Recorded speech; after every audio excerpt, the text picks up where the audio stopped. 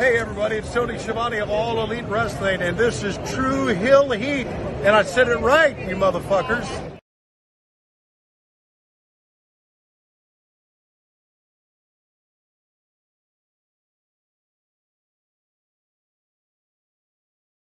Welcome to True Heel Heat, the place where we use insider terms because we think we know what the fuck we're talking about, even though we don't. My name's Maxwell Jacob Friedman, and I'm better than you, and you know it.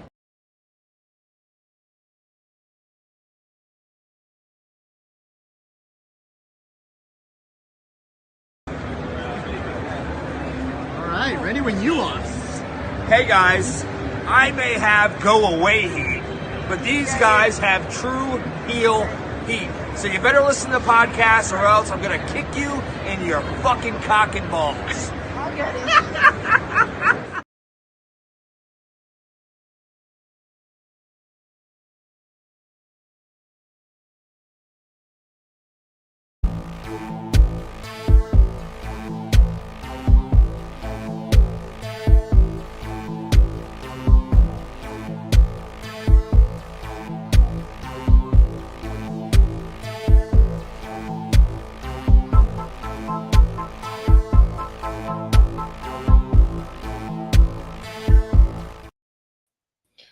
We built this city.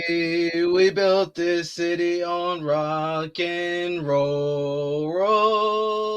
Hello, hello, hello. It is me, your True Hill Phenom SP3. We are live on the True Hill Heat Sports and Entertainment YouTube channel for another edition of our Daredevil Born Again Season 1 review. This time we'll be discussing episode 4. And yes, Frank Castle, the Punisher, is back. And so is my esteemed colleague over here. You see all of his great work reporting and writing for Fightful Select and Fightful, the main website. He is a Daredevil fan extraordinaire. Corey Brennan is back with us. How are you doing? I'm good, man. I'm good. I'm really excited to talk about this episode in particular because this episode was just lot went on in this episode that I was a very big fan of. So I'm looking forward to chat about that.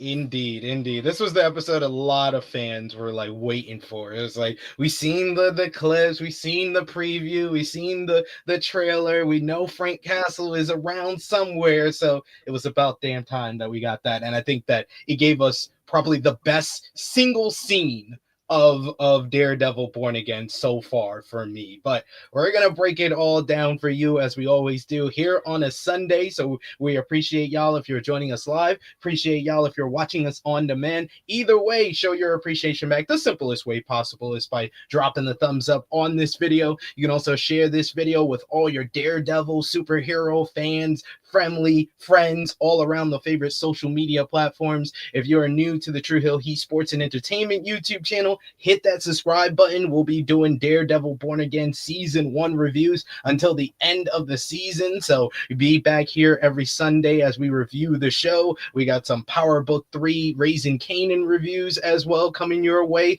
Actually, tomorrow, me and Miss Chrissy Love will be reviewing episode 3 for that. So you got a lot to enjoy here. And of course, if you're with us live, join us in the live chat. Let's sound off. Let's talk all about Daredevil Born Again. What did you think about this week's episode? What did you think about the return of the Punisher? Everything going on with Kingpin and his sausage dinners that he's having in the privacy of his own lair, kidnapping with his wife's lover. Great ending there. And yes, we're going to be talking all about how those kids couldn't sing. Like Gray Carter the second said, some kids can't sing at all. And why did they give Kingpin the smallest chair in the goddamn room? He's the biggest person, and they gave him a kindergartner chair. That's exactly why they did it, and that just. I have a lot to say about those scenes back to back that they showed with like they were just so well done for such a good reason, and I can't wait to talk about that. There's so much in this episode that it's just I loved every single episode up until this point, but this episode I don't know what it was, just everything clicked perfectly in this one. This was my first. Honestly, I know it's what we're going to do at the end, but I'd say this is a 10 out of 10 episode for me. Honestly, that's how good I like this episode was for me. let's talk about it because we've been basically breaking it down. You were with us for our episode 1 and 2 review last week. I had the good brother Steve Salvage join me for episode 3. So we basically have been kind of breaking this down because it's like 2 different storylines that are kind of interwoven throughout it all, because we have 2 main characters. It's Matt Murdock, and then there's Wilson Fisk and everything going on there. So where do you want to start? Where you want to start with Kingpin this week, or you want to start with Daredevil? Let's start with Kingpin, because I think this was I think this was very much a Kingpin episode. Even though we had the Punisher bit with Matt, it very much did feel like there was a lot more movement on his story than Matt's story, if that makes sense. No, you're actually right there. So we start off with Kingpin's story, where we actually got finally a scene without either Matt and Wilson. We started off in the club. BB Urick and one of her friends is out with our new Wesley. That's what I'm gonna keep calling him. We're just gonna keep calling him Wesley, new Wesley. Little Wesley Jr. Little Wesley Jr. Daniel. He's out because he has a little crush on BB Urick, but he's out partying with them, having some drinks until 5 a.m. with some ketamine, apparently, as he would let us know later in the show, with some ketamine as well. They were out partying, where he basically spills the beans on what the next meeting is for Kingpin, that he's going to be meeting with this recycling company that is going to cut down on the garbage in the city, but it goes away from the union workers who are garbage, the garbage people in New York City. So he's anti-union basically at this point. You can see it like in BB's eyes as she hears that. It's like the light bulb clicks. It's just like, hold on, I'm gonna milk this guy for everything his drunk and high ass is gonna tell me. Like that whole scene, I just really liked it, because it was just it was just BB just stalking her prey almost as a journalist, and then the minute a bit of weakness was shown, she just leaps on it and tries to get him to stay out as long as possible. She wants to keep that money train coming, basically, of this story. And it's so funny, because if you don't know, like, say you're watching this episode out of the blue, it just seems like she just wants to party more. That's all it looks like. Yeah. But we know what she's doing.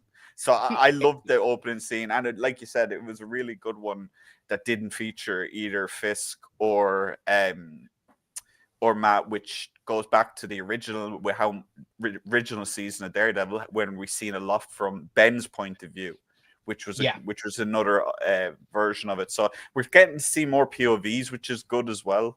So hopefully that is one complaint I've seen online, and I've seen in different like YouTube videos. Do you think like they're not giving us enough of the kind of supporting characters in the show? Because it has been very much focused, especially the first 3 episodes before you get like this scene. You know, in the first season of Daredevil, there was a lot of scenes from Ben's perspective. There was a lot of scenes from Karen and Foggy investigating Fisk, and then everything came together with what Matt was doing as Daredevil and as Matt the lawyer. It all came together when they tried to take down Fisk at the end of the season. I've been seeing people complain that this is very much kind of a Marvel way of doing things, where they focus on the hero, focus on the villain, and they focus on like an outlier kind of character. Other than that, it's always focused on hero villain perspective, and that's not what Daredevil was. Daredevil was all these different perspectives, from Ben,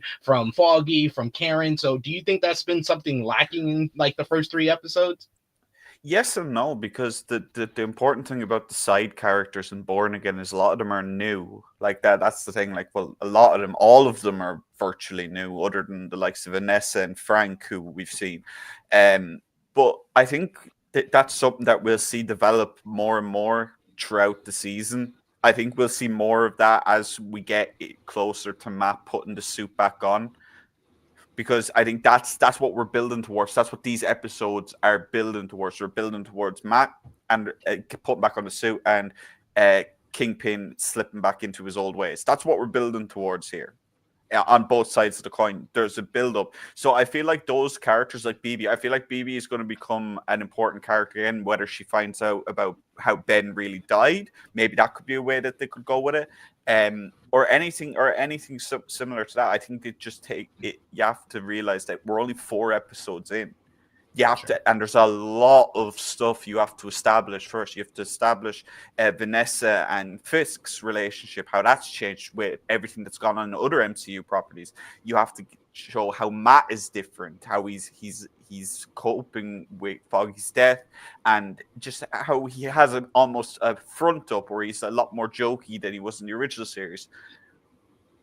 That takes time, and that takes stuff that you can't really you can't equally distribute that kind of stuff this early in the season. I think that we'll see more, but I think that's something that we'll see more of in season 2 as well. I think season 1 is just reintroducing a lot of people to the characters, their motivations, just general stuff like about them that we haven't seen these characters in so long. So let's reintroduce. So yeah, I get the complaints to a degree. There's a lot of complaints about this that I don't agree about Born Again that I don't agree with, but that's one that I can understand. As for long term, I think that's kind of like we actually got a very, very key. You mentioned it, an outside figure. That's Muse. I think we can all agree that's going to be Muse. So I think Muse is going to bring everyone together. I think he's the key to this. He's going to bring Fisk and Matt back together in some way, whether they have to team up in some way to take him down, because it's a different beast entirely with dealing with what Muse is doing. But again, I don't want to talk too much about that, and I know I'm going on a tangent. But to answer your question, I don't think that's I don't think there could be more, but I don't. But also, like, it's a case of I can understand why people want more of these characters, because, as you said, the background characters in the first 3 seasons on Netflix were so layered. There was so much to them. We got to see their point of view and so on. But yeah, I don't necessarily agree, but I understand it. So continuing with this scene, so they go outside, Daniel, BB, and their friend, and they get a taxi. Daniel's going to Staten Island, so he's taking the taxi to the ferry, and then they do this cool shot where they go through the taxi window, and then they show us this black man. His name would be Leroy, of course it would, where he's getting arrested for stealing some caramel corn from the store, and you would hear caramel corn a lot of times in this episode. So yeah. He stole it from the store, so the police come and arrest him. They're eating the caramel corn, and they put him in the back of the car. More on that in a bit when we get to the Matt side of things. But continuing with this, he wants to basically reform the docks of Red Hook. So he takes Daniel, Buck, and Sheila to the dock, and he shows them like this display that he has of where he wants to remodel the Red Hook docks to. So Sheila's the one that's being like, there's a lot of red tape you got to go through. There's a lot of certain steps that you got to go through. Eventually, he basically talks her into basically letting her know that first he has to get it on the docket for something to fix. So he said, okay, that's where we're going to start with that. And then she's like, okay, now we got to go for these different meetings, these different meetups with the mayor that they got to do. So the first one they go to is a school. It's like a middle school because there's kids of different ages, and they're singing, "We built this city. We built this city on rock and roll." Oh, these kids could not sing. No. It's just such a well done comedy scene. And the funny thing about it doesn't make Kingpin look any less of a threat or a danger. It's solely based on the fact that he's a very large man. The only chair available is a very small one, and he cannot stand being there. And it's all over his face. It looks like how he looked before he grabbed Matt and slammed him into the table in the prison. That's how he looked. So when you see that look, your brain goes, "Oh my god, he's gonna crack. We're finally gonna see him crack. He's gonna storm out or something like this." And then he glaps up and has this gleeful fucking clap and grin on his face, and it's just like, damn, this guy's actually keeping it together. Barely, mind you. He's playing the part. He's playing the part well. He's playing the part well, exactly. And it's just, I could not stop laughing at that scene. I thought it was so well done. And you're going to introduce the second part of that scene now, I think. But I just had to point out, because it's just so well done how to introduce comedy to a very serious and dangerous character. Just so well done. Doesn't make him look any less of a danger or anything like that. Just fantastically done. So during the kids' performance, Daniel shows Sheila that BB has wrote an article about Fisk being mayor garbage and being anti-union against the sanitation department, and he tells Sheila that he's the one that fucked up. He started running his mouth when he was out with BB. So Sheila has to bring that to Fisk's attention, which just pisses him off as he's on his way to another meeting that he doesn't even want to go to with the Latvian Society, because it's Latvian Appreciation Day. We would hear that various times throughout this episode. And they said the Latvians are a big market in New York City. Excuse me, Sheila. Excuse me. I'm from New York City. There's 8.8 million people in New York City. I'm pretty sure the Latvians are like 16,000 of that 8.8 million. That is not a big demographic, sir. That is not a big demographic, ma'am. You're a liar. You're a liar. I just want to let people know, if you're not from New York, this is so minuscule of a society, so minuscule of a demographic. When I heard that, I was kind of like, in New York? Like, I was trying to like Latvians? Like nothing against Latvians or anything like that, obviously, but it just doesn't track really, does it? Like, you don't really think about it. You don't think New York is some hotspot for Latvians, like, or something like that. And to be fair, the way they went about in the episode, it was very much a background thing just happening, which was kind of like interesting, but at the same time, it's almost like, why bring so much attention to it? Like, again, if you're Latvian, don't be offended by this. I'm just in the US, in New York, one of the most busiest cities on the planet, and they're just like, yeah, it's Latvian Heritage Day. We should really talk about this a lot. Like, like, it's so minuscule, like it's not even serious. But he's there, and of course they're singing "We Built This City" in Latvian, which you, oh my god, the face when they do the close up on Fisk, and he's got his head tilted. He's like, it's like the murder look. It's the murder look. I'm telling you, this man has a very definitive murder look that he has since whenever someone brings up Vanessa, his business is threatened, or when Wesley died. That's when you see that face. And you just see him with people singing, and it's like the people in the room don't know what we know about this dude. So it's just like, okay. Oh, but yes, he basically is about to snap. He didn't even want to go to this meeting after finding out about the piece that BB wrote. Yeah. They take her meeting off the books because she was supposed to meet with BB, and he's having an all hands on deck meeting with his staff. He's pissed at everybody. Say, Mayor Garvin, is that the best you can do? And he's about to rip everybody a new one. When Daniel surprised me, because honestly, me and Jimmy Macaran, we watch it on his channel. Mm-hmm. And me and Jimmy immediately was like, oh, Daniel's going to pin this on Sheila, because that would be the move to do if you want to move up the ladder, get rid of Sheila so you could take Sheila's spot. But no, he actually surprised me because he's a man of pride and actually has some morals. So he steps up. Yeah, loyalty is his big trait. Yeah, for sure. Yeah. So he steps up and he says that he was the one that let it loose, that he had loose lips, and that he made it known. He starts going in about his nights, being like, I was up till 4 a.m., 5 a.m., and I was drinking a little bit, and yeah, I'll be honest, a little bit of ketamine. But the key here was him saying he was out till 4 a.m., 5 a.m. If you go back and watch the scene where they show the article to Daniel shows the article to Sheila, that article went up at 5:46 a.m. That means that BB left from Daniel and immediately went home and just posted that shit. She didn't even schedule it for early in the morning. She just went. No, she didn't even get home. If she did it that fast, do you know the way her and her friend were talking about going to get food?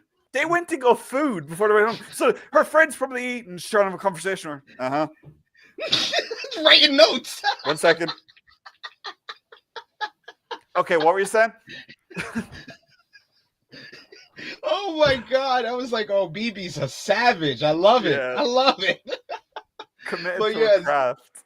oh, that was awesome. But yeah, so she put that out really early on him. But Daniel takes all the flack for it. He's even trying to basically talk himself out of the job because he's like, I'm still gonna be loyal to you. It doesn't matter if I'm on your side. I will still vote for you because I believe in you so much. He gets a whole big speech that I think really impressed Fist. I think Fist Yeah. sees a lot of himself in Daniel. And even though Sheila was like, he's part of my staff, so I'll take some of the blame. So he was like, you go down with the train too. But after Daniel put his whole speech, he was like, you get to keep your job. She gets to keep her job. And he's like, in time, I'm sure you will redeem yourself. I just love this in this role, this fatherly mentor role with Daniel. I couldn't the way they kept showing his reaction to everything that tumbled out of Daniel's mouth was perfect. He's just it's like he's dying to just haul off and just backhand the kid, but he's just standing there and he's scrunching up his face. It's just Vincent being a fantastic actor in general, really, because he does so much with his body language without saying a word, that the whole time that Daniel's going about this like confession, he wants to interrupt, he wants to go absolutely insane at him, but by the end of it, he's just impressed. And also Sheila's reaction when it just like, she's like, what the hell just happened? It's like the whole time Daniel's talking, her eyes say, please stop talking, you're making this so much work for yourself. But by the end of it, she's just looking at Fisk and just wondering, is he gonna kill him, or is he gonna actually like keep his job? Sheila in that scene was brilliant. She was very much an audience surrogate, which was so well done. I love Fisk in this role where you can see that he has to rein in everything, and it's such an interesting take on the character. I have no real notes for Vincent's performance the same way that I say about Charlie's the last time we did when I was on for episode 1 and 2. But yeah, just oh my god, just perfect. Just that streak of scenes for Fisk was so much fun. It was. You saw so many different like emotions from him, of annoyed to pissed off to angry to holding it back to kind of say he had a face of pride towards Daniel when he's doing his whole speech too. Yeah, so well done. Just not even without saying a word. And yeah, he says, in time you'll make for a better man. We also got Dustin in the chat. He says, damn, I came at the right time. Fist having an apprentice adds a new layer for this version of Fist. Yeah, it's like he sees a little bit of himself as well as Wesley in Daniel. It's also interesting that the last they as they said in the opening episode, didn't you have an apprentice already? Didn't she shoot you in the face? That is still in his mind. That man has not forgotten about that as well. So that's why I think as well that he reacted so harshly, like at first, and he was so angry at first. It's all back to the stuff with Maya, which is I think is very good that they're keeping continuity for Fisk through the shows. He's still the same character in all these shows, which with the way the MCU works, sometimes you get that genre clash, or a character just they write characters differently. But it's nice to see Fisk is consistent. Yeah, he's always been too. So this episode here goes a little bit deeper into the relationship issues between him and Vanessa as well. Vanessa talks about why she cheated on him with Adam. She was triggered by Fist's absence, which reminded her of her father leaving the family to drink and gamble for weeks at a time. She never respected her mother for letting that happen. So finding herself in that position with her own husband was even more unbearable. She turned to Adam, who was a sensitive artist outside of Fist's business and crime world, and she was like, "Oh, who was it? Heather asks them, so he was someone from outside of the political world, no business," and they say it at the same time. Just not even a moment's hesitation. And the funny thing about it is, they both say it with such disdain. They're both just like, business, like they hate calling it business. They just like they're dying to say what it actually is, but obviously they can't. It's just I love the couples therapy. I love the idea. I love the Yes. idea that it's completely separate to the Matt storyline, because so far there's been absolutely no obviously when you first seen it, we thought, oh, it's clear he's trying to keep tabs on Matt.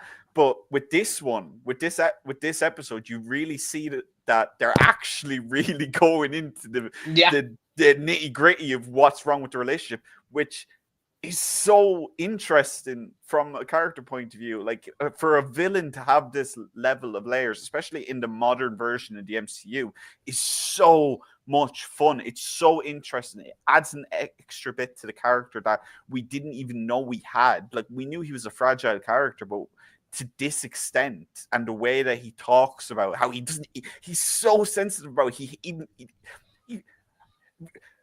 affair. I hate that term. Just he can't stand the word. He can't even. He has to get that comment. No, sorry. He says, "What a ridiculous term!" Like it's just he can't stand even the idea of talking about it. So he's clearly he is so like you can feel like the things crawling on his skin as he heard her talk about Adam. Like he's so good with his hands. He's like, oh my God. Like he has so much disdain for it all. And like and we kind of alluded to it when we saw the bruises and the marks on his hands, that we knew that something was up there, and we would get confirmation in this episode too. But he says Fisk claims that he and Adam had a clarifying dialogue where he calmly explained how he felt about Vanessa, and both of them tell Heather they don't. They was like, so where's Adam now? I don't know. They both say I don't know at the same time. Once again, one you can very much tell doesn't know. The other very much you can tell does know but doesn't want to say anything about it, because like again, this is the thing with Fisk. Fisk is just, you can feel them just itching to grab that door, pull it open and walk through and be the old Fisk. And you can feel that with Matt as well, and that's why this is such an interesting, but like the born again idea. It's just such a good concept. I get that people missed the Netflix show, and we say that we like certain things more in Netflix show and that, but this format, the way that they're presenting this show with two main characters, one that you're not even sure is actually going to end up being the same villain of old. Maybe he will, maybe he won't. We don't really know. We know Matt's gonna, because he always falls back into the role of Daredevil. We've seen that time and time again with the role. But it's so interesting, and that's why I love these couples therapy scenes. I think they're so much fun and so interesting. But yeah, just no notes. Again, I've no notes for these scenes in terms of acting and writing. I think they're perfect. The only issues with this show so far have been the stuff that's been spliced together, and even then I'm like, okay, that makes sense. Yeah, there's going to be some issues with that. They have been making it better, because if you do notice with the blocking of the therapy scene, now they're closer together. There's not that big gap on there, and it doesn't feel like it was shot at different times the way that the first couple of episodes felt like. And the real question here at the end of this therapy session is whether Fisk would ever hurt Vanessa. So when Heather asks Vanessa after a session if she feels safe in her marriage, she assures her that this would never harm her.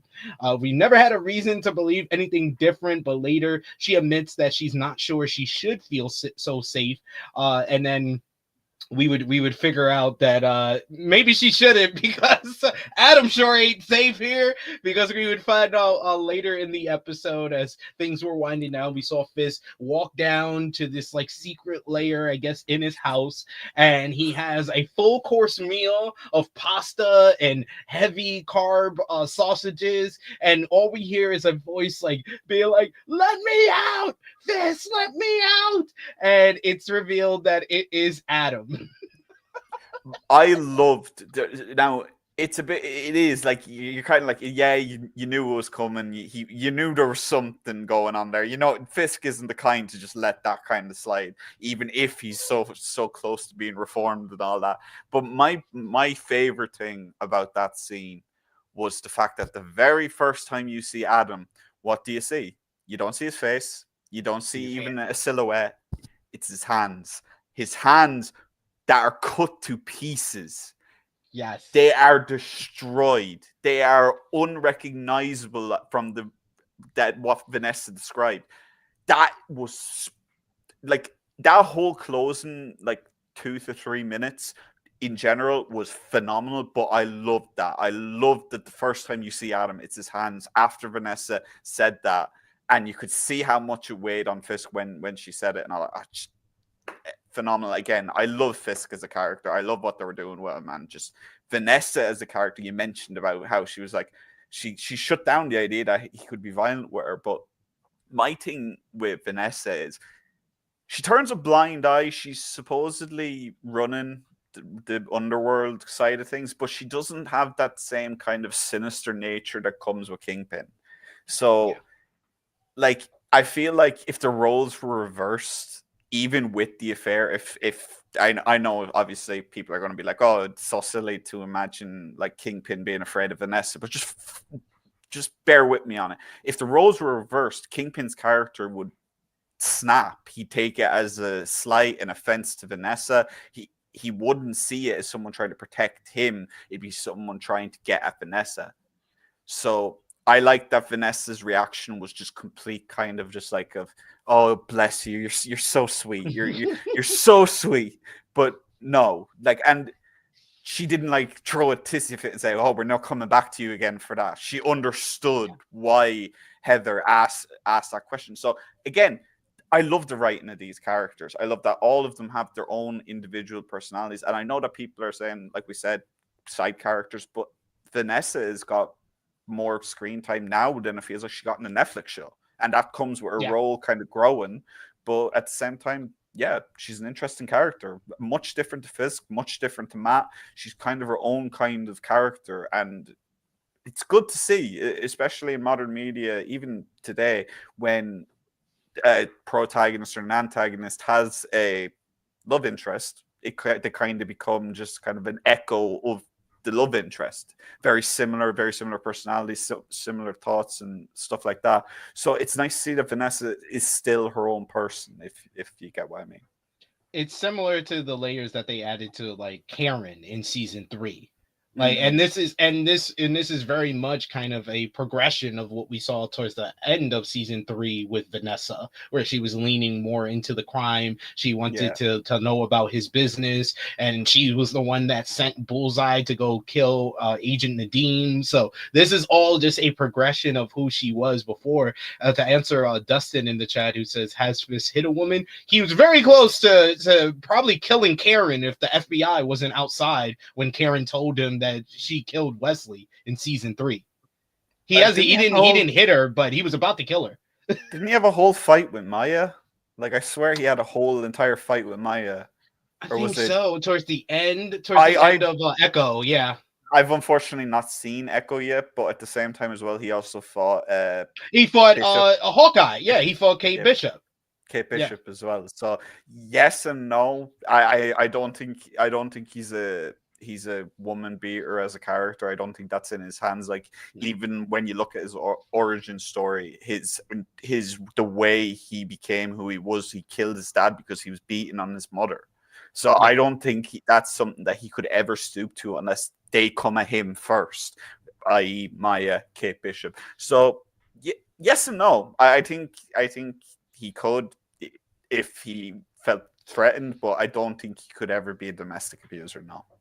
Yeah, and speaking of which, because that was a part of the story that they showed in Echo, that he would look at the white wall while his mom was being beaten by his father, ravaging Snowstorm. The painting that he got from Vanessa in season 1 was in the layer, and it still had the block of blood from his fight with Matt from season 3. So well done. That was such a great Easter egg to have there. I was waiting to see. I was like, does he still have the painting? And I was like, I marked out. That was the part that I marked out probably the most out of that. You gotta love continuity.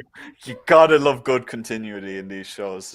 It's something that, like, if they left the painting in and the blood wasn't there, people would be like, oh, he just got cleaned. Who cares? Yeah. But it's also feels like a reminder to him then in that sense, which is really interesting. Not just that he let Bullseye get too close, because if you remember, there's also blood on the back of it from the previous owner of the painting that Vanessa saw. That was a big deal. So that's still there. And also the fact that it's his blood from Daredevil. It's just a very much something that is a reminder, because again, why wouldn't he have it cleaned? Vanessa could definitely get it cleaned. I'm sure she could. She has the connections, but it's not. So he wants it that way for a reason. Yeah. Yes. So, like we said, he has Adam locked up in a cell, undecided about what to do with him. He talks about how another form of love is forgiveness, but there's no way he can actually let this guy survive in the long term, isn't it? Like, he's probably going to have to kill him. He's kind of going to have to at this point. There's a lot of ways this can go. This can go so many different directions with it. Muse could end up figuring out that Adam's there. He could use it as leverage. Matt could find out he's there. That could be what triggers him. The final thing that sends him over the edge. Fisk hasn't changed, so why should he? Vanessa could find out if she doesn't already know. I've seen theories that suggest she knows. That's why she told him originally, don't kill him. Maybe that could be something. We don't really know what's going on there, but it was a very nice kind of for fans who were just waiting for more of that Kingpin to sneak through. Like, he's very much Mayor Fisk versus Kingpin as a character, the same way that you have Matt Murdock and you've got Daredevil. So I loved the whole way that they revealed that and so on. And yeah, that's another note. Great card is saying Fist. That's Mayor Fist to you. when Adam was calling his name, but I did enjoy. I do agree with you. I did enjoy Kingpin's part of this episode, but I thought that Matt gradually backsliding into vigilantism was the more compelling side of this episode. So let's move over to the Daredevil end. So this is coming off the fallout of the result of Hector Ayala's death. I wanted to ask you, because we didn't have you on last week, what did you think about the ending of episode 3 with White Tiger being gunned down by the Punisher cops? Just a gut punch, kind of. It's just like they've really done a commentary on this stuff throughout the season, and like obviously being Irish and being white and so on, I don't have the same kind of like feelings a lot of people do surrounding what they're doing. I don't understand it well, but at the same time, it's still a gut punch for me, because I really enjoyed Hector's character. I enjoyed how they painted him. It was a very emotional episode in general. Just the entire episode was so well done.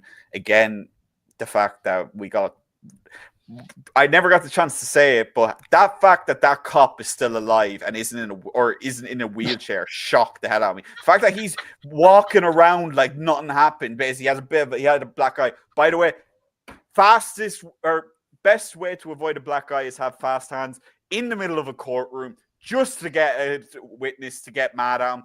God damn it, I love Matt Murdock as a lawyer. He is so fun. He is so unethical as fuck, though. We established that last week. That was unethical as fuck to expose that Hector was White Tiger after you basically pleaded with the judge and the other lawyer to do it, just so you could be the one to expose it. And the thing is, I've seen a great comment about that, just because it does get into kind of just why I got that's what not having Foggy in the courtroom does to Matt.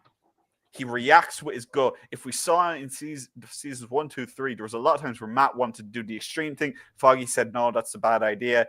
And they came up with a better solution together. But now that he doesn't have him, he realized he was losing. He realized that it was going all going downhill. So he just revealed it. And I loved the judge's reaction. The judge's reaction was fantastic. He was just so pissed off about it, just so infuriated. He couldn't even look at him. But yeah, just that scene at the end where it was like Matt even told him, Matt said, your days as the White Tiger are over now. And it was just as much a warning as it was a kind of like an expected scenario. Matt knew if he did try this, something was going to happen. Something would happen. And that's what we saw at the beginning of episode 4, where we saw Matt kind of, he almost didn't seem shocked that he was gone. It was almost like, just a very just oh god, just that last episode last week was such a gut punch with it's just the way it was as well. Just it was almost like an inspirational like thing. They were like, oh, he's got to go break up a fight. No, someone just walks out of the shadows and puts a bullet in his head. The minute you seen that it was a Punisher logo on it, you know it's not Frank. Like, we knew it wasn't Frank from the get-go, but I'm very interested to see where they go with that, because I guess I'm spoiling what we're going to talk about here. They never mentioned it. They never mentioned it in this episode. Didn't even come up. Obviously, Matt being blind, he might, I don't know, does he have ways he can figure out if someone has tattoos? If he rubs over the skin, does he feel the bumps? I don't know. We don't know enough about Matt's powers, quote unquote, to really figure that out. But yeah, just a gut punch. And you're gonna get into it, but I'm gonna save the rest of what I want to say about it till you mention this episode. So this was this Hector Ayala getting him acquitted was supposed to be some type of like win that proved that Matt could get things done by the books, even though it wasn't really by the books. It was unethical as fuck. That the criminal justice system could sometimes protect the innocent. How is Matt supposed to face Angela, which we see at the beginning of the episode after Matt collects the White Tiger costume and the amulet and everything? Hector's angry and devastated niece shows up at their coroners and basically is questioning the coroner as well as Matt. She knows that this is all the dirty cops. She's like, she had to be like maybe 11, 12, 13 years old. And she's like, fuck the police. Fuck the police. She knew. She was like, it don't take a rocket scientist to figure out what the hell happened here. She acted her asshole. Unbelievable performance. Just like I said, gut punch. Just that performance on top of everything else. The way she spoke. And Matt still saying we have to trust the system. Still saying that you have to trust the law. You can see it in his face that he doesn't even know for sure himself. And that's what we find out later, man. Just so well done. I cannot get over how well he is, like, this whole team behind this show and behind the Netflix show. Just they get this character. They get the way a show like this needs to go. And it's just, oh man, just I can't say enough good things about this show, man, honestly. Yeah, there's a lot of this when he's talking to Hector, when he's talking to Angela. It's more of he's talking to himself. He's trying to convince himself a lot of the things that he's saying to these people. A lot of times it feels like. So while processing that failure, Matt is given another case of the week to deal with, which is the aforementioned Leroy Bradford. Charged with petty larceny after stealing caramel corn from a bodega. Everyone knows what Bradford did it. There's surveillance footage. There's multiple witnesses, not to mention his long rap sheet.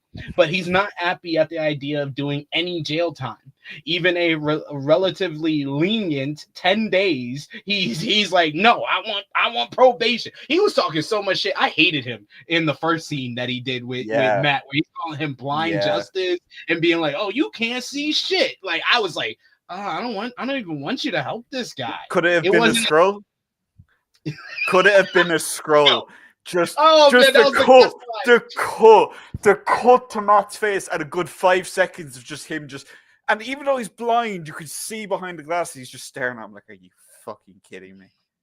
Are you? And it felt like something he's heard before at this point. Honestly, it's like, I'm so sick of these guys bringing up scrolls. But I love the fact that this is the first mention that we got of it, because I recently just watched Brave New World. There's like no mention of the scrolls or the former president.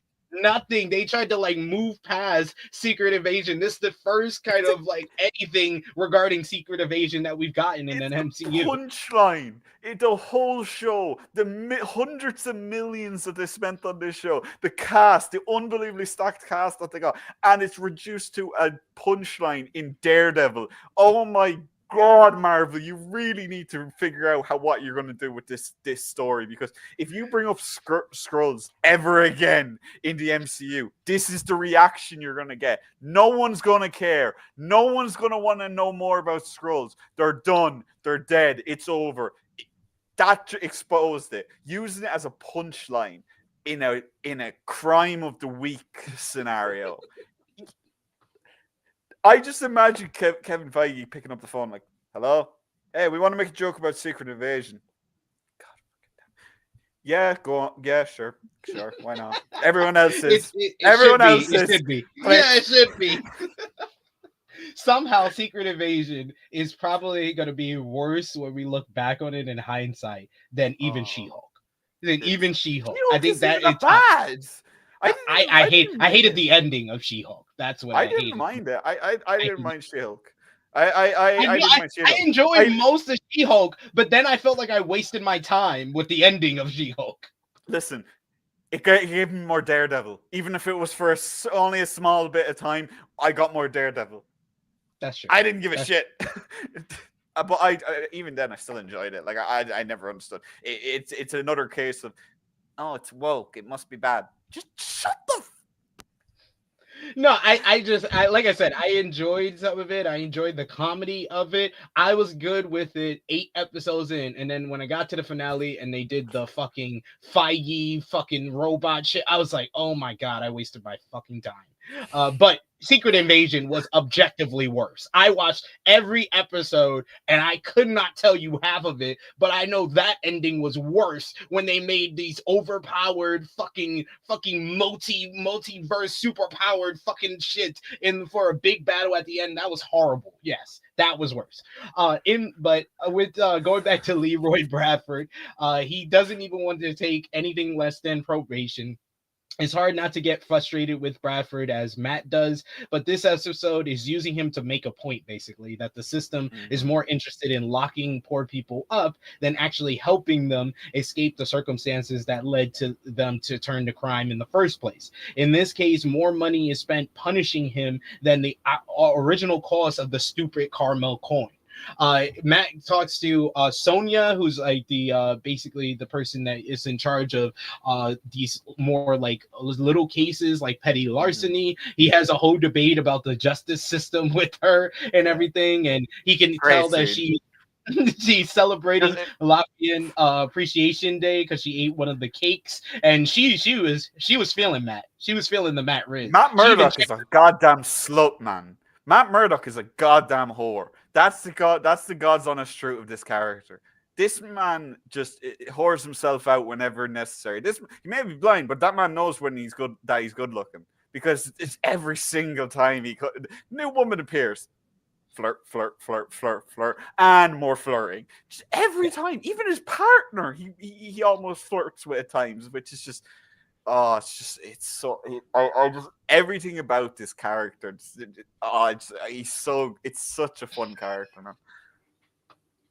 Oh, we got Dustin who's throwing shade towards Secret Invasion as well. He says, God, Secret Invasion was a mistake. Should have been a proper movie instead of a series. Yeah, a proper movie, I think, would have been just as bad, but not as long. Yeah. I think they overcomplicated it. They really overcomplicated something that was such an easy storyline to adapt, and they went, you know what? Let's just make this as complicated as possible, and then just they'll love it. They'll love it. It's cinema. Just idiots. I've seen people put Falcon and the Winter Soldier in the same conversation as that show. What? And Falcon and Winter Soldier is one of the better shows that they did. I know. I've seen people put that in my conversation. I'm just like, oh my god, stop talking. Stop talking, please. I don't want. No. I get people like bad movies and bad TV shows and all that, and fair enough. I'm not looking to insult people for that. But Secret Invasion is the biggest steaming pile of shit that Marvel have produced since they debuted the MCU. Like, I would rather go back and watch the 2003 Hulk that had computer outlines of people getting blown up than I would watch Secret Invasion. Yeah. I think I would watch Thor: The Dark World again over Secret Invasion. Still a better Marvel product. Yes, it is.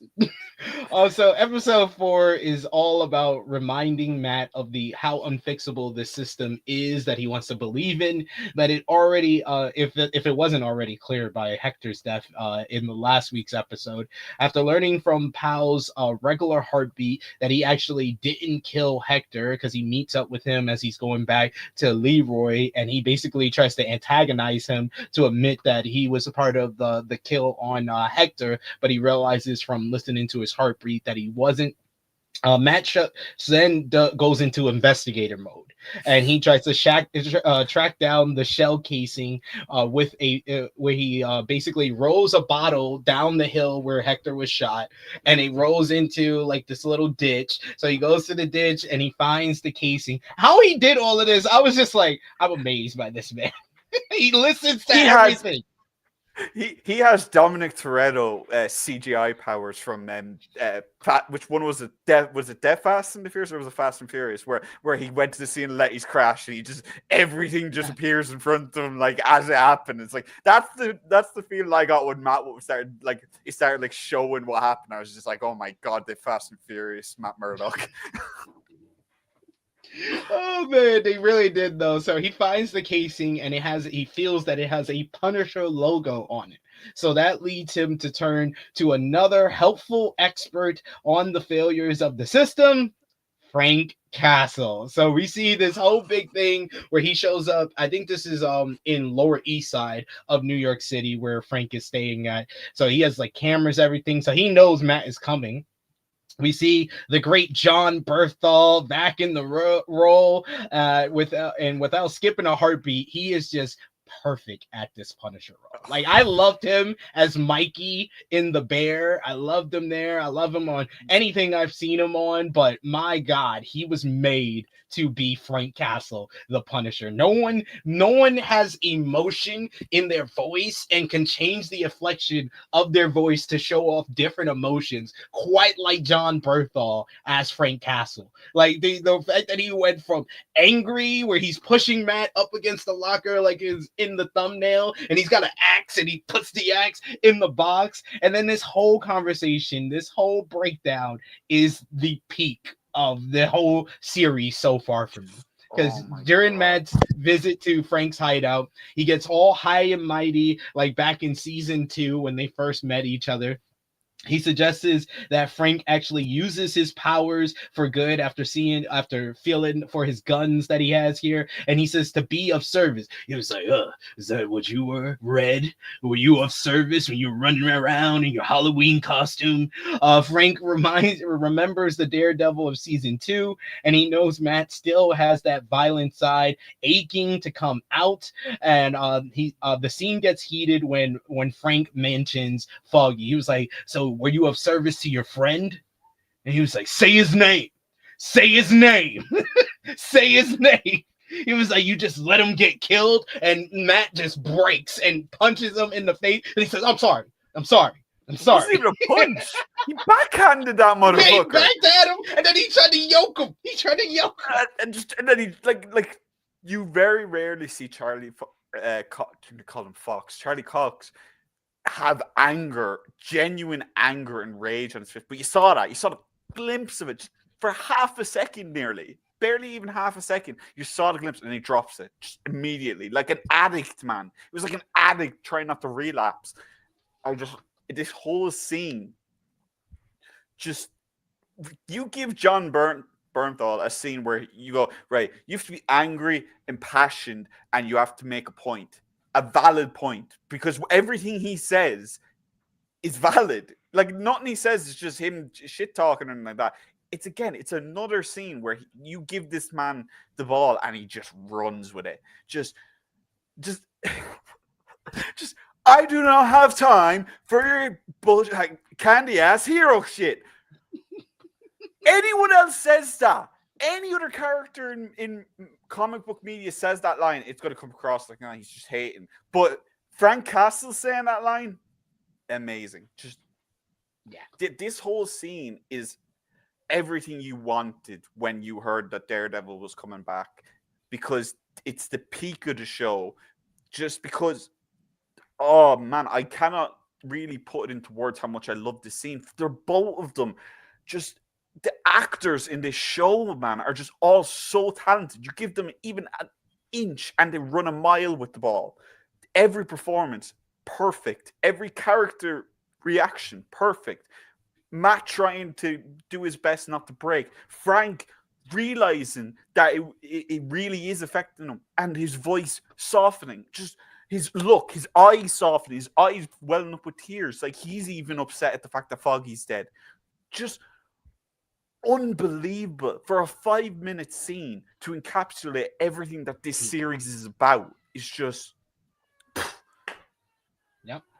Because you could tell, like, once he starts mentioning and talking about Foggy, it still has such a powerful hold on Matt's entire psyche. He's the reason why Matt quit being Daredevil, but also the likely reason that he'll take up the mantle once again after getting called out for hating himself and his violent nature. He was like, I just think you're here to get permission, Red. I just think you need permission to let it out.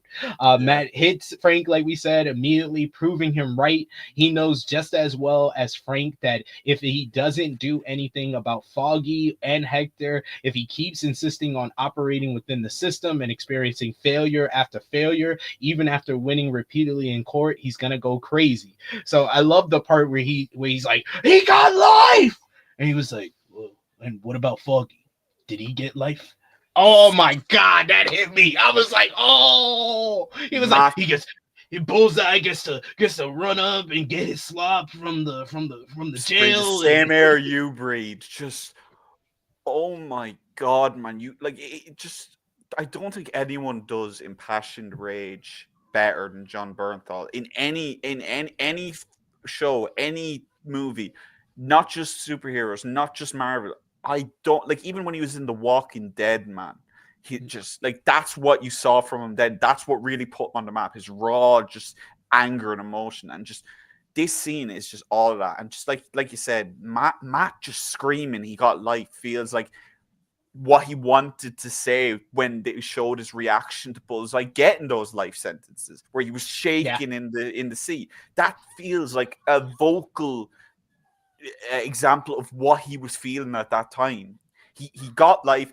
But that's not enough for Matt. Even Matt is lying to himself in that moment when he says that. He's trying to be like, okay, he got life, he got what he deserved, the system works. But inside, he doesn't even agree with that because he's had that meeting with Leroy. And that's what adds that as well. It's not just Foggy. It's the meeting with Leroy. It's the cops trying to kill the witness. It's everything. It's all been building up. And that's the thing. People are saying, oh, there's not enough action. It's coming, and this build-up is why it's going to be so good. You have so much going for this show going into before any of the superhero stuff really starts. All we've got so far is the opening scene. That's all we've got.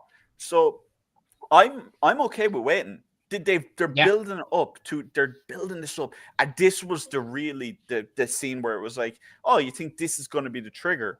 I don't think this scene with Frank is going to be the trigger, but I think Frank is going to be the pivotal thing. I think Fisk is going to trigger it in the fact that it's going to make Matt feel like, oh, well, if he's not, why shouldn't I? And I think they're going to have another conversation where I think we're going to see not a more sentimental side of the Punisher, but more of what we saw at the end of season 2, where he was like, he took Matt's side, he helped Matt, he said, see you around. In the Punisher, when he helped Karen, just everything to do with those. This character wasn't going to be in Born Again. He said he didn't want to come back. He didn't like the script. So you have to imagine this is going to be something big for this character if they manage to convince him to come back. And this does not feel like enough to bring a character back if he's not going to have a pivotal role in the end of the season.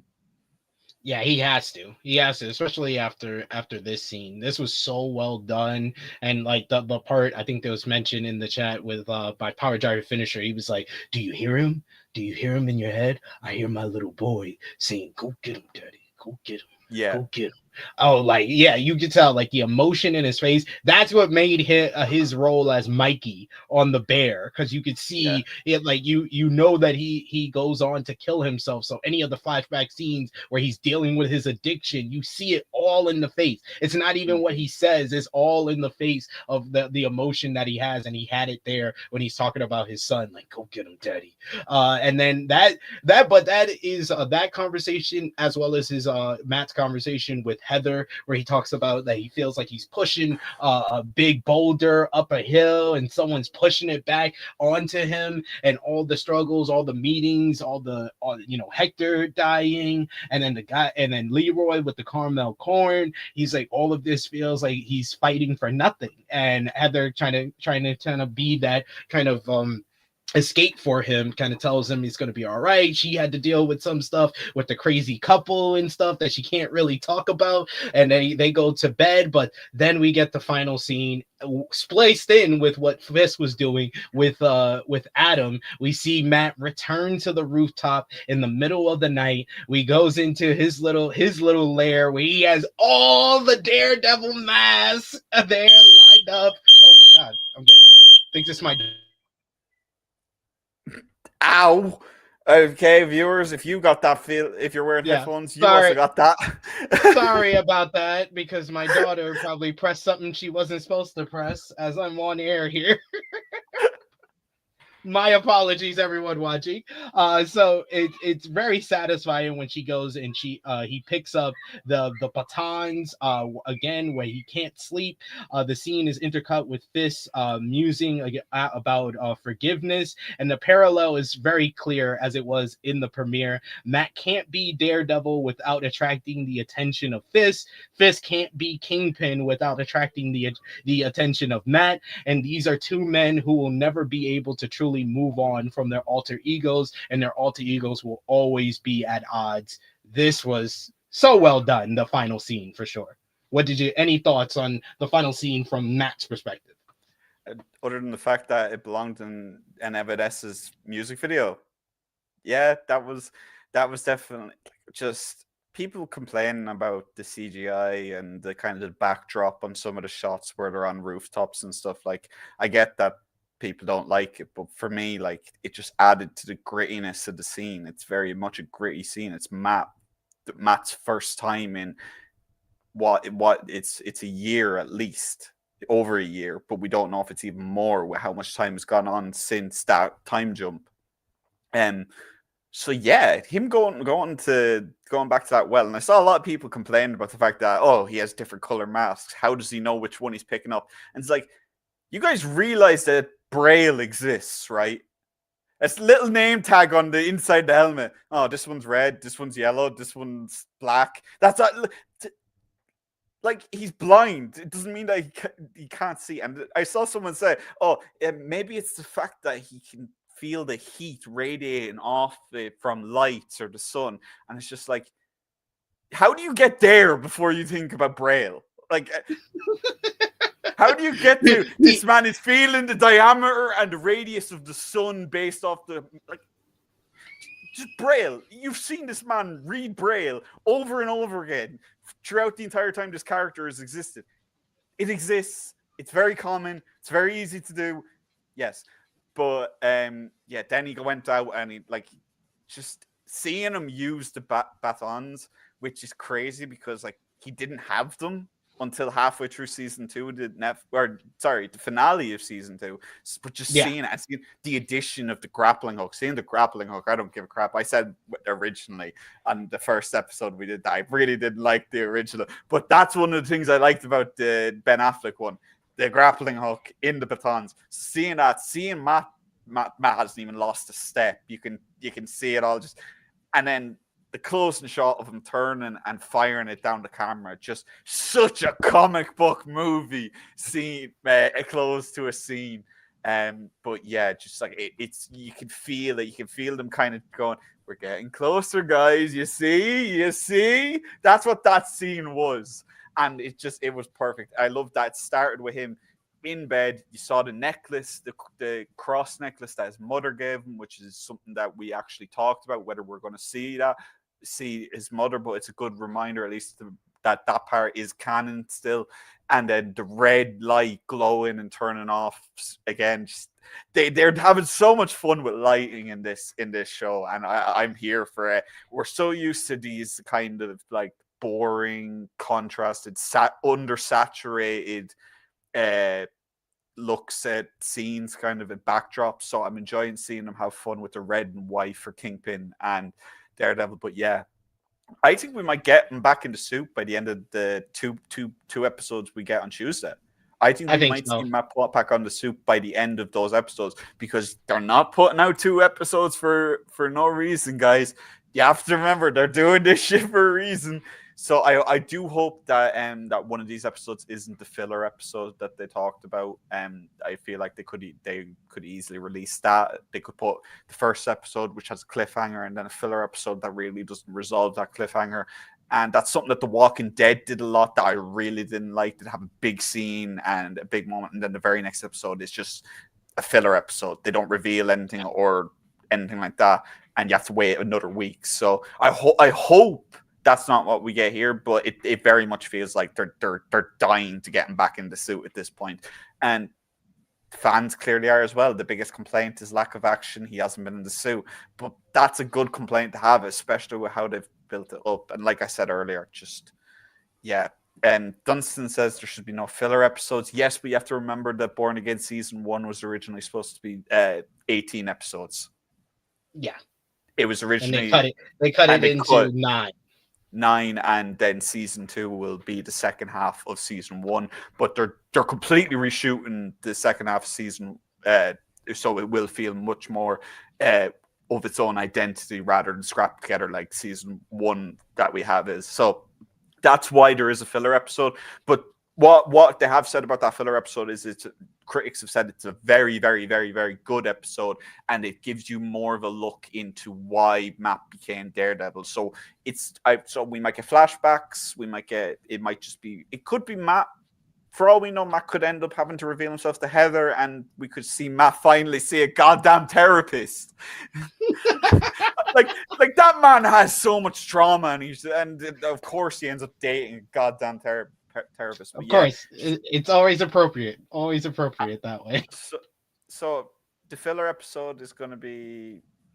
It's going to. I'm sure it's going to be something that's going to piss off a lot of people. But based on what we know, those episodes where you really get into the nitty gritty of why Matt is the way he is, it doesn't further the storyline of the season, but it does further the character development of this.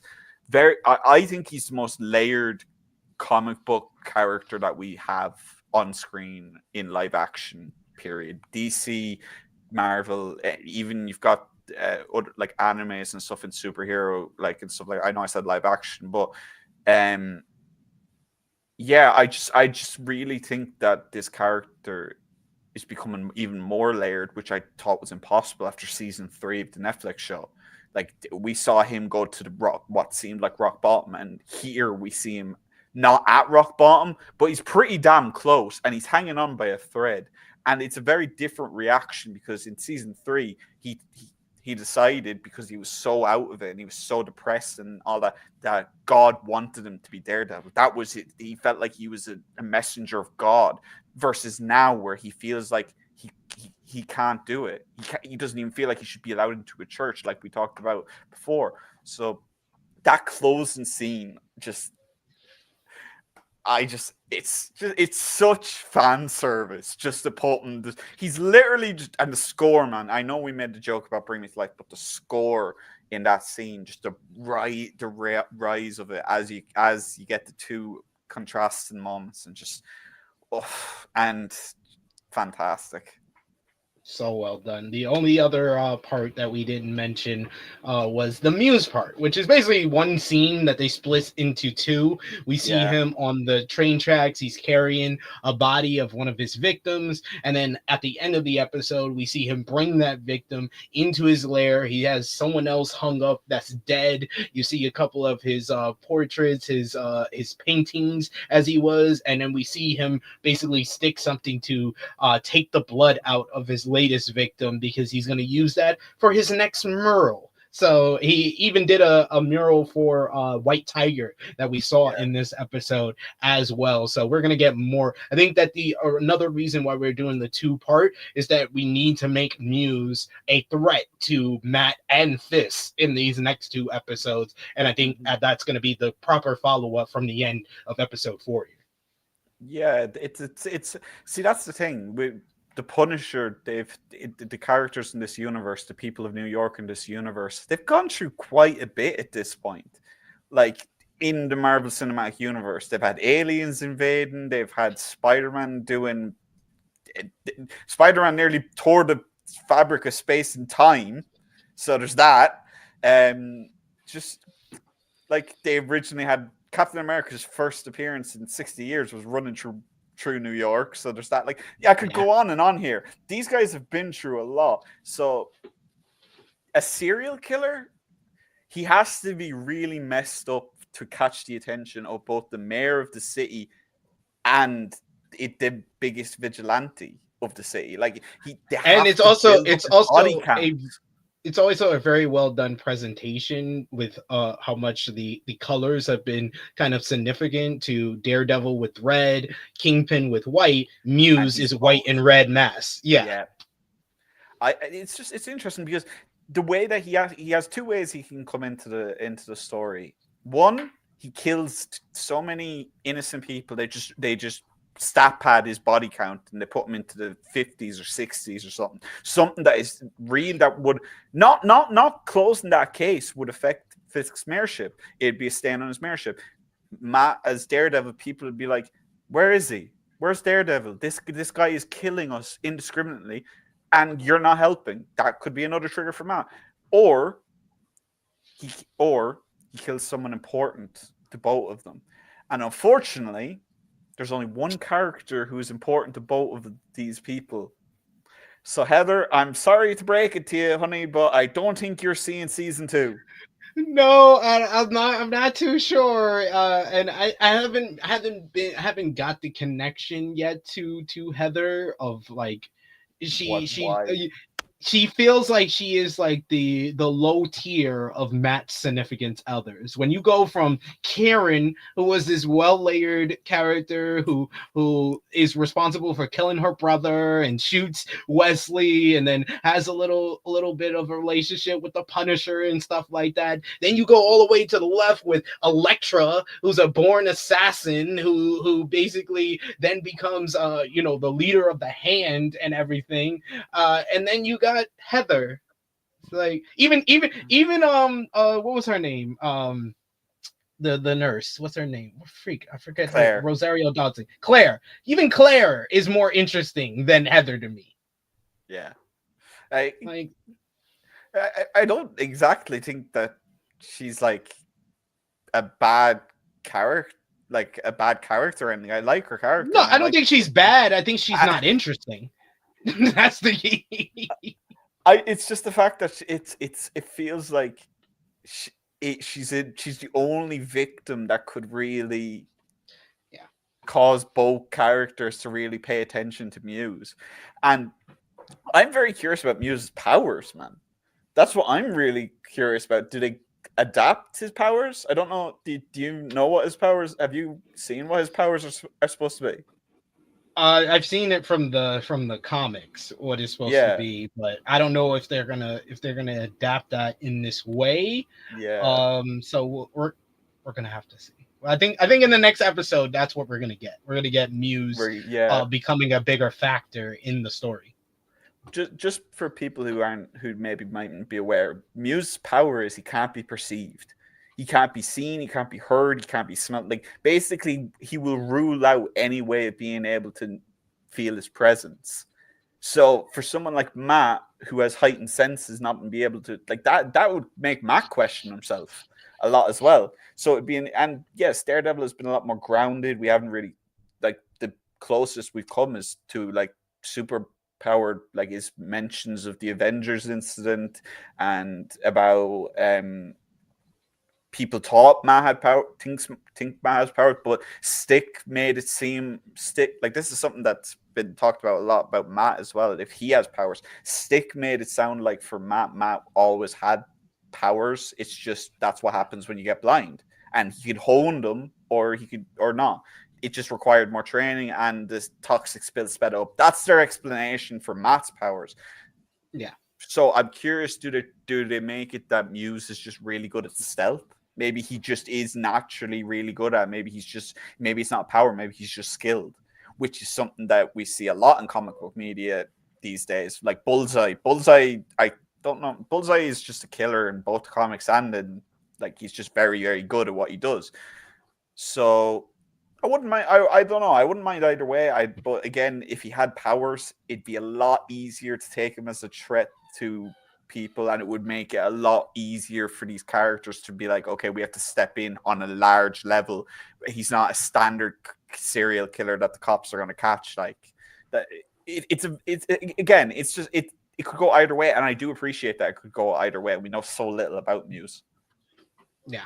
I like the mystery that they're building with Muse, but it really feels like, especially with the ending of episode 4, that he's the real villain of this season. It's not Kingpin. Kingpin, I think he's gonna be around because you need one with the other, with Daredevil and Kingpin. So the real villain is gonna be Muse. And it's really interesting because Fisk hasn't really, like, the thing with Adam is like it's kind of like a thing of like most dudes like who have been a victim of adultery's dream. Like, how many times did you talk to a guy who's been cheated on? He's like, I'm going to kill that bastard. Like, it's that. Like, that's my point. He's an understandable villain, which, in my opinion, is the best kind. If you can understand a villain like that, that just shows how dangerous they are.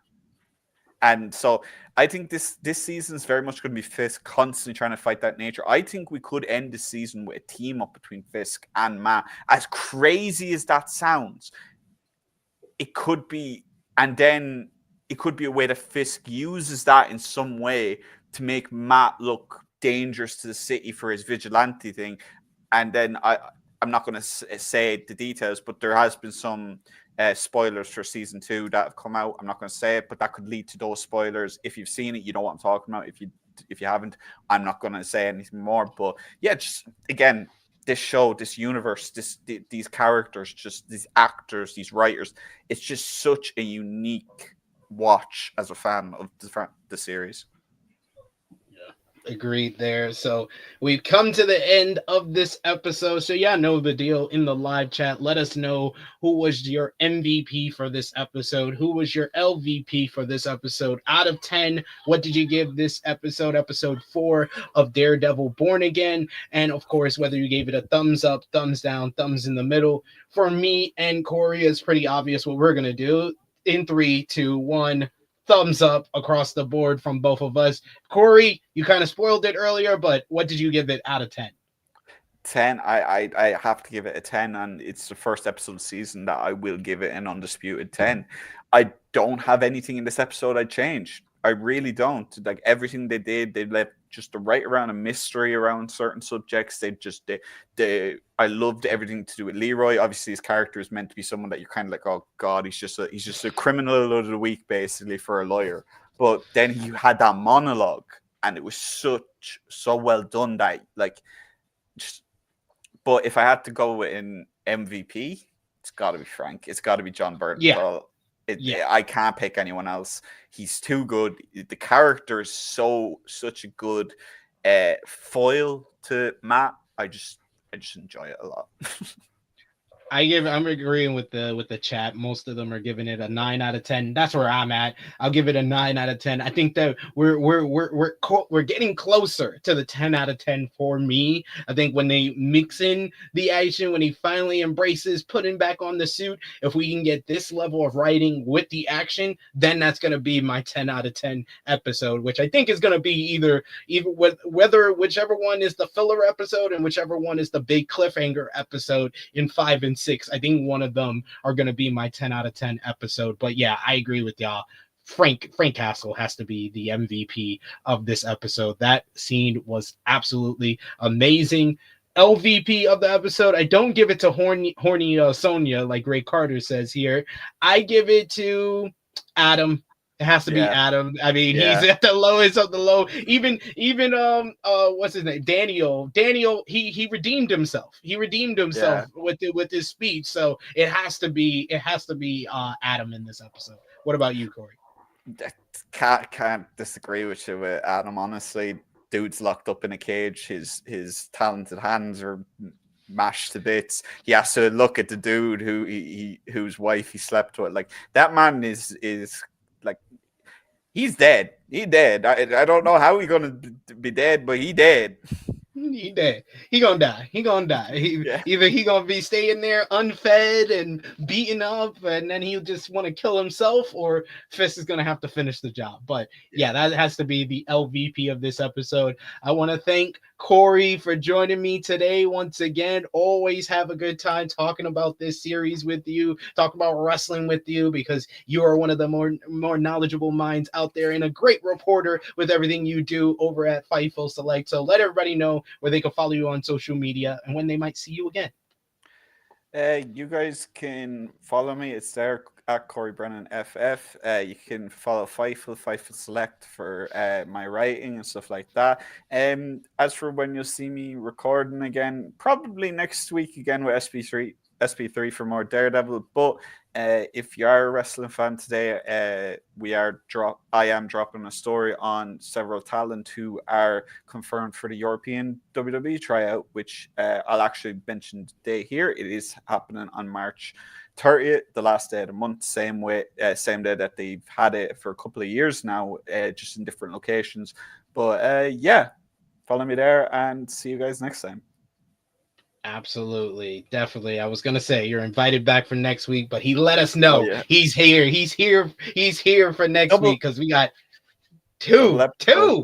Yeah. 2 to go. Oh man, it's gonna be a good one this week. I have a good feeling about it. So I hope all of you join us as well. We appreciate y'all for joining us today. You can follow me on the Twitter machine at TrueHillSP3. You can follow the gang Facebook, Twitter, Instagram, TikTok at True Hill Heat. Check out the True Hill Heat Wrestling YouTube channel where we did True Hill Heat 321 yesterday with myself, True Jaw Josh, Miss Chrissy Love, and special guest Cam Hawkins, where we talked all about whether we thought the WrestleMania 41 build was hidden or not, what's wrong with the WrestleMania 41 build to us. We talked all about that, as well as John Cena's first heel promo, whether we thought it was a home run or not. Check out all the Daredevil Born Again season 1 reviews that we've done so far, episode 1 and 2 with Chase and Corey. We also did episode 3 last week with the good brother Steve Salvage. Check out our Power Book 3 Raising Canaan season 4 episodes 1 and 2 review with myself and Miss Chrissy Love, and we'll be back with episode 3 review tomorrow. So join us live here 1:05 p.m. Eastern time once again. Before Corey Brennan, it is me, your True Hill Phenom SP3. This has been our Daredevil Born Again season 1 episode 4 review. We are signing off until next time.